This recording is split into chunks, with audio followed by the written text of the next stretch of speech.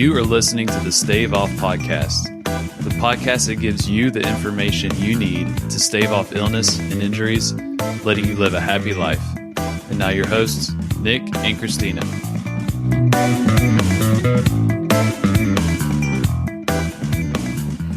Hello again. Welcome everyone to the Stave Off Podcast. My name is Christina Novak. I am your host for today. I'm a registered physiotherapist and one of the owners of Stave Off Physiotherapy. It has been a crazy time, and it's not only because of the clinic, but because my business partner and I, who are also getting married, have a bunch of wedding plans to start to figure out.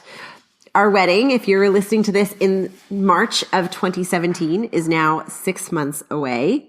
And so we are in full force when it comes to wedding mode. We're doing a pretty small wedding, actually. It's only going to be about 45 people, just immediate family, but there's still a certain amount of planning that goes into it. And I feel like it's occupying a lot of our time, and I'm sure that it will as we get closer to the wedding. I'm lucky I have really amazing family and friends, and so does Nick, that is offloading us a lot because we have so much going on with the business, and I have a lot going on with my PhD. So it's been really nice to actually start seeing our wedding coming together, but has made for a busier time for sure. For our episode for today, I thought we would open up a conversation about what we like to call the sandwich generation. And I think that sometimes this is a term that has multiple layers.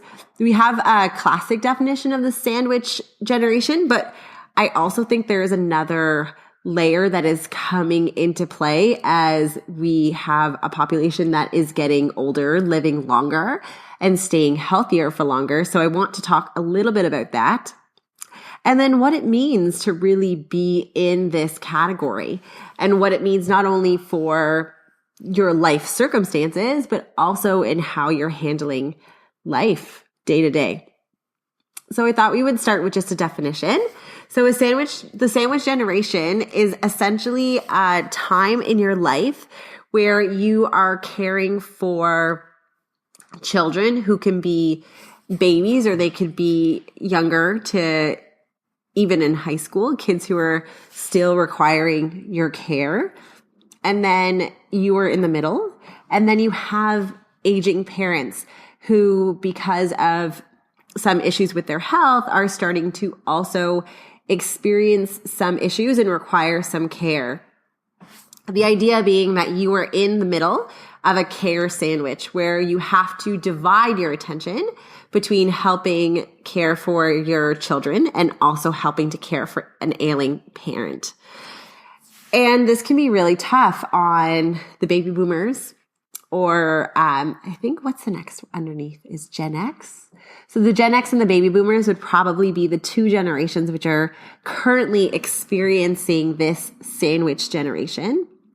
And it can make it really challenging when we already have a full-time job, and then all of a sudden we have parenting, which can be a full-time job, and then taking care of parents can be a full-time job.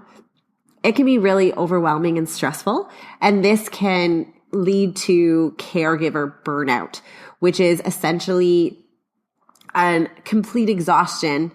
And sometimes I think this comes along with compassion fatigue, which some healthcare professionals can also begin to experience. And compassion fatigue is when you're caring for people for so much, or so much of your time, that you stop caring as much as you used to. And that sounds really bad. And I know that a lot of people will be like, oh, that would never be me.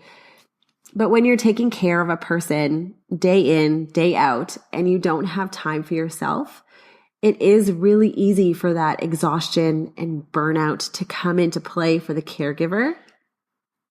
And it also can lead to a lack of empathy and a shortness of temper and just irritation, irritability, anger, resentment. And all of these things are super important to recognize and to talk about, because I think that a lot of people who are in this sandwich generation or in this sandwich experience or time in their life, they feel like they should be taking care, and because they should be taking care, they shouldn't be complaining. And I don't think that's necessarily true. I think we all have a certain capacity to, or a certain energy to take care of other people. And when we are kind of going into overdrive for long periods of time, it can really wear us down. And so that is kind of the issues that are coming in, and recognizing when you're kind of getting into this burnout stage, if you are taking care of parents and children and trying to reach out to some resources, is going to be really important. The other side of this coin that I think we're starting to see, and this is obviously, these terms aren't considered bad things, they're just circumstances, is the experience that we're seeing with a lot of grandparents. And so the sandwich kind of changes. They're not taking care of children anymore. They're taking care of grandchildren because their children are at work. And then they also have parents who are not doing as well.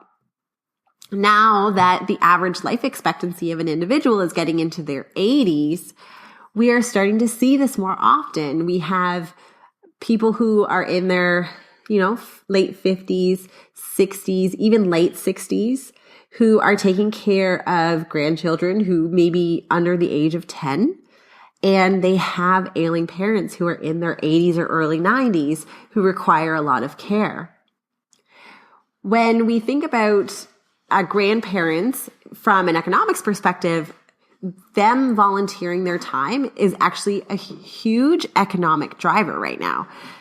The amount of money being saved by working couples who rely on family members and most often rely on their parents to help take care of their young children has huge ramifications for our economy. And sometimes I think we don't realize how big the impact can be. But also, that is a lot of time to be spending with a young toddler when you're in your 60s or late 60s or late 50s, and we just don't have the same energy. We can obviously help that a little bit, buffer that a bit by making sure that we're active and healthy, but a 20-year-old isn't going to have the same, or a 50-year-old isn't going to have the same energy as a 20-year-old. That's just biology. And so I think that grandparents, they want to help, but I think that they can also get into this sandwich generation where they feel like they're being pulled in a lot of different directions and have to make sure that they're doing self-checks with them periodically to make sure that they are, not burning themselves out. Okay, so we are going to talk in the next section about what to do. If you are in the sandwich generation, that is not a bad thing. What does become bad is if you start to experience this burnout, and you want to try and recognize some of the signs of that before it happens, because that is the way that you're going to stay healthy yourself so that you can care to and affect the health of your family members, whether it's your children or your parents or your grandchildren and their parents and your parents and everyone around you. I've kind of broken these up into 3 different steps, and I'm going to go through each one individually because I think that they're going to be really important and just give you some questions that you're going to ask yourself. So I have 3 take care of you steps. And the first one is just being honest with yourself. And for me, not even just from a caregiver burnout, but from a general burnout perspective, sometimes when I'm getting close to overwhelm or being really, burnt out from all of the obligations that sometimes I have on my plate, the thing that I'm not is honest, because if I was honest with myself, I probably would have recognized some of the signs of burnout a lot earlier than I did.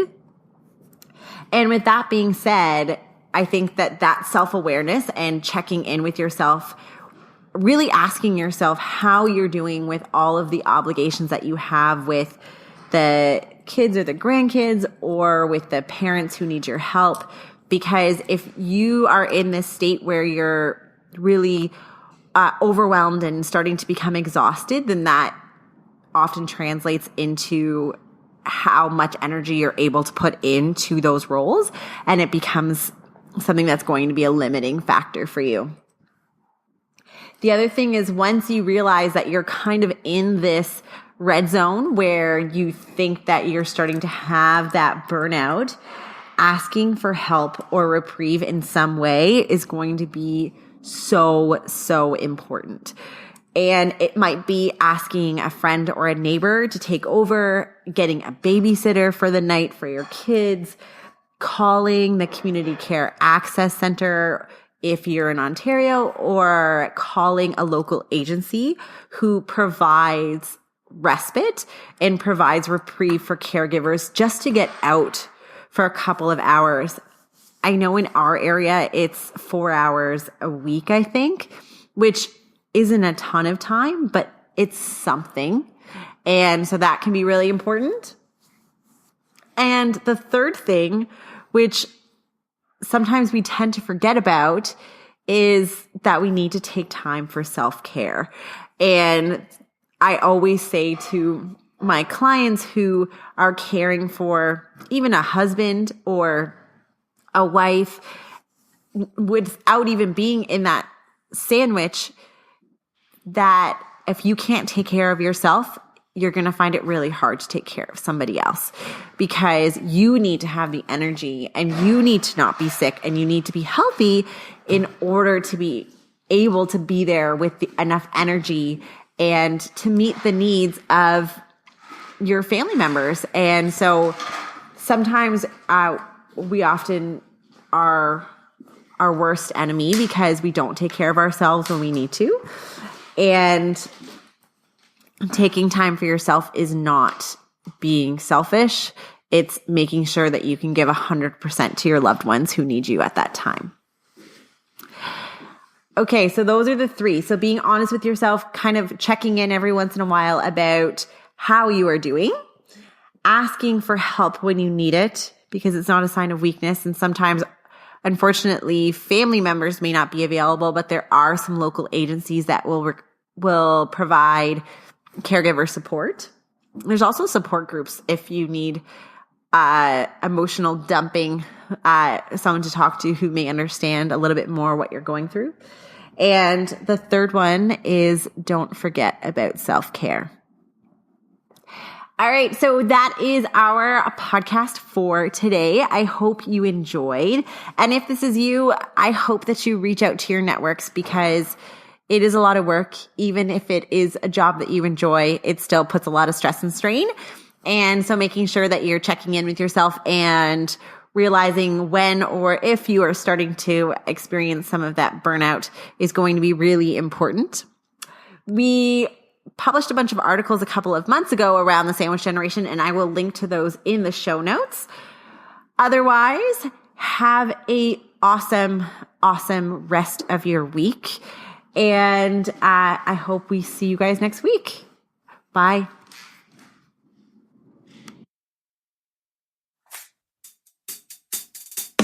Thank you for listening to the Stave Off podcast. Go to staveoff.ca to check out the show notes and more helpful content and how you can lead a long and happy life.